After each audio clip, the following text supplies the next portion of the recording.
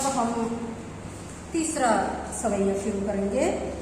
मोर पखा सिर ऊपर रखी हो, गुंज की माल करे पहिरोंगी, ओढ़ी पीतम्बर लय लपुटी, बनगोधन ग्वारिन संग फिरोंगी, भाव तो वही मेरो रसखानी, सो तेरे कहो सब स्वागत करूंगी, या मुरली मुरली धर की अधरांधरी अधरा ना धरूंगी। शब्दार्थ मैंने बोर्ड पर लिख दिया है। राखी हो कर रखूंगी, गुंज करते जंगली पौधे का फल, इससे जंगली पौधे का बीज सेम के बीज की भांति होता है, लेकिन उसका रंग ऊपर यानी मुख की तरफ काला और नीचे वाले हिस्से में लाल होता है। गले मतलब गले में, पहिरंगी पहनूंगी, गोधन गाय रूपी धन, भाव तो अच्छा लगना, स्वांग रूप धारण करना, अधरा हाथों पर रखूंगी रखूंगी। और मैंने काव्य सौंदर्य भी लिख दिया है। दूसरे सवैये को पढ़ाते समय भी मैंने मुख पर लिख दिया था, आप इसे उतारने अच्छी तरह। अब सवैया, तीसरे सवैया का भावार्थ।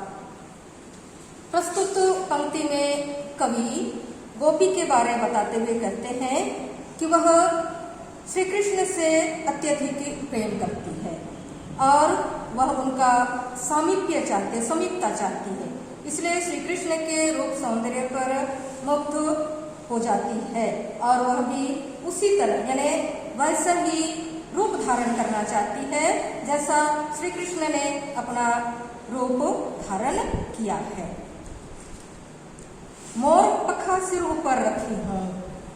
श्री कृष्ण के रूप सौंदर्य पर मुग्ध होकर एक गोपी दूसरी गोपी से कहती है कि हे सखी, मैं कृष्ण की तरह अपने सिर पर मोर के पंखों का मुकुट तथा रखी हो रखूंगी तथा गुंज की माल गले पहनूंगी। और गुंज की माला यानी गुंज नामक फल की माला से, माला को बनाने से जो सौंदर्य उत्पन्न होता है, जो सुंदरता दिखाई देती है, उस माला को श्री कृष्ण ने पहना है और गोपी भी चाहती है कि गले में गुंज की माला वह भी पहनेंगी। अर्थात गोपी श्री कृष्ण के जैसा रूप बनाने के लिए सिर पर मोर के पंखों का मुकुट, गले में गुंज की माला, शरीर पर ओढ़ी पीतम्बर लय लकुटी, शरीर पर पीला वस्त्र धारण करना चाहती हैं और लकुटी करते लाठी, बन गोधन ग्वारिन संग फिरोंगी, और श्री कृष्ण के समान गायों को चराने वाली लाठी धारण करना चाहती हैं तथा श्री कृष्ण की तरह गायों के पीछे पीछे लाठी लेकर वृंदावन में फिरने की कामना करती हैं। भाव तो वही मेरो रसखानी, सो तेरे कहे सब स्वांग करूंगी। पुनः गोपी कहती हैं, हे सखी, मैं श्री कृष्ण को जो कुछ भी अच्छा लगता है, यानी श्री कृष्ण के रूप सौंदर्य के अनुसार उसने जिन जिन चीजों का धारण किया उसके अनुसार मैं सब कुछ धारण करना चाहती हूँ, क्योंकि श्री कृष्ण को जो भी अच्छा लगता है वह सब कुछ करने के लिए मैं तैयार हूँ, किंतु तेरे कहे सब स्वांग करूंगी। वे जैसा चाहते हैं, जैसा मैं उनके लिए सुंदर प्रतीत होंगी, मैं उस तरह के हर प्रकार का स्वांग रचने के लिए तैयार हूँ, किंतु या मुरली मुरलीधर की अधरांधरी अधरा ना धरूंगी। लेकिन हे सखी, मेरे कृष्ण को जो मुरली सबसे प्रिय है और जिस मुरली को वो हमेशा अपने ओठों पर लगाए रखते हैं, उस मुरली को मैं कभी भी अपने ओठों पर नहीं लगाऊंगी। क्यों नहीं लगाऊंगी? क्योंकि अपने प्रिय मुरली के कारण ही श्री कृष्ण ने हमसे अपना नाता रिश्ता तोड़ दिया, हमसे वे दूर हो गए हैं। वे हमेशा अपनी मुरली को अपने होठों पर लगाए रखते हैं। और यहाँ हम देखते हैं गोपी श्री कृष्ण के द्वारा धारण की गई मुरली से सौतेला डाह यानी सौतेला डाह यानी ईर्ष्या का भाव उनके मन में उत्पन्न होता है, क्योंकि गोपी के मन में यह धारणा है कि किसी मुरली के कारण श्री कृष्ण उनसे प्रेम नहीं करते, उनसे काफी दूर चले गए हैं। और इस तरह एक गोपी अपनी सखी से कहती है कि हे सखी, मैं श्री कृष्ण के लिए हर तरह का स्वांग रचने के लिए, हर तरह का रूप धारण करने के लिए तैयार हूँ, किंतु कृष्ण की उस मुरली को मैं कभी अपने होठों पर नहीं रखूंगी, क्योंकि उसी मुरली ने कृष्ण को हमसे दूर कर दिया था। अर्थात श्री कृष्ण अपनी मुरली से अत्यधिक प्रेम करते हैं और गोपियां सोचती हैं कि इसी मुरली के कारण वे श्री कृष्ण की समीपता पाने से वंचित हो रही हैं। क्योंकि श्री कृष्ण हमेशा मुरली को अपने होठों पर लगाए रहते हैं और गोपियों को भूल जाते हैं। और इस तरह सौत्या ईर्ष्या के कारण गोपी अपनी सखी से श्री कृष्ण की मुरली के विषय बताते हुए कहती है कि वह कभी भी श्री कृष्ण जिस मुरली को अपने होठों पर धारण करते हैं उसे धारण नहीं करेंगी।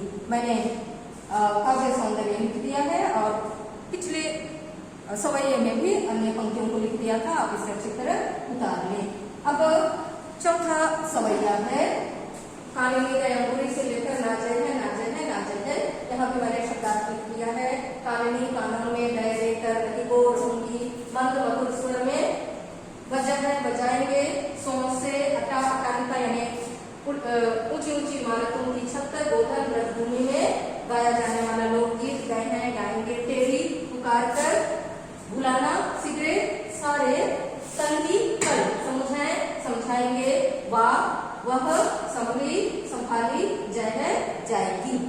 तो इस तरह हम अब चौथे सवैये की ओर आगे बढ़ते हैं। चौथे सवैये में भी श्री कृष्ण की मुरली की ध्वनि और मधुरता का वर्णन किया गया है।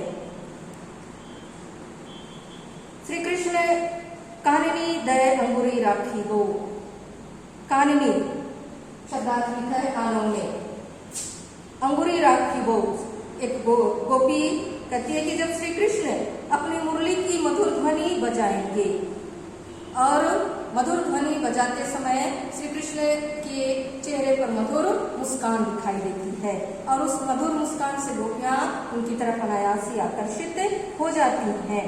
पंक्तियां देखिए। काननी दय अंगुरी रही हो जब भी मुरली धुनी मन बजे है, मोहनी तानन सो रखनी अटा चढ़ी गोदन गए है तो गए है, टेरी कहाँ सिगरे ब्रज लोगनी, कान्ही को जितनो समझा है, मायरी वामुख की मुस्कानी समहरी नाजई है।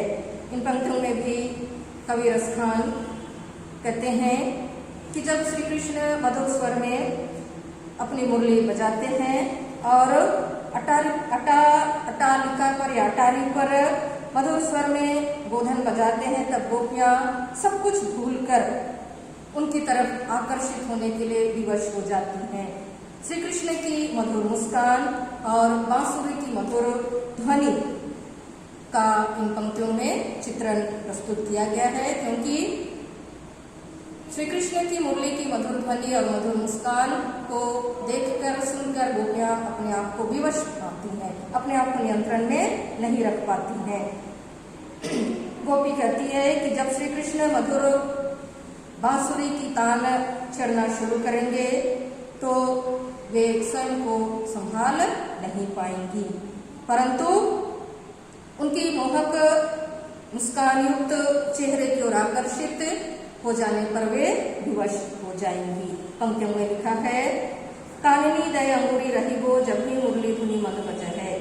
श्री कृष्ण की मुरली की ध्वनि जब बजेगी और उनकी मुस्कान जब बांसुरी बजाते वक्त दिखाई देगी तो उसकी मुस्कान और मधुर ध्वनि पर मोहित होती हुई गोपी कहती है कि जब श्री कृष्ण मधुर स्वर में मुरली बजाएंगे, अंगुली रखी हो, तब मैं अपने कानों में अंगुली रख दूंगी ताकि मैं उस मधुर धुन को, मधुर स्वर को सुन ना सकूं।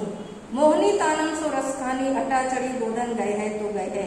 ऊंची ऊंची अटालिकाओं पर श्री कृष्ण चढ़कर ब्रजभूमि में गाया जाने वाले लोकगीत यानी गोधन गाते हैं तो गाते रहे, लेकिन मैं उस गीत की धुन से, लोकगीत से बेअसर होने सुनने का प्रयास नहीं करूंगी।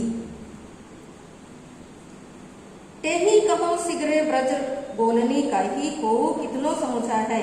यहाँ पर काल्ही को कितनो इस पंक्ति में कवन की आवृत्ति है, इसलिए अनुप्रास अलंकार है, इसलिए कहती है टेरी अर्थ पर लिखा हुआ है पुकार कर बुलाना। मैं ब्रजवासियों को पुकार कर उनसे चिल्ला कर कहती हूँ, सभी ब्रजवासियों से चिल्ला कर कहती हूँ कि कल जब श्री कृष्ण की मधुर ध्वनि की आवाज सुनाई मेरे कानों तक पड़ेगी या मुरली की मधुर आवाज मेरे कानों तक पड़ेगी तो मैं सभी ब्रजवासियों को चिल्लाकर समझाना चाहती हूँ कि श्री कृष्ण की एक मुस्कान पर, उसकी एक मधुर तान पर मैं उनकी ओर आकर्षित हुए बिना नहीं रह पाऊंगी।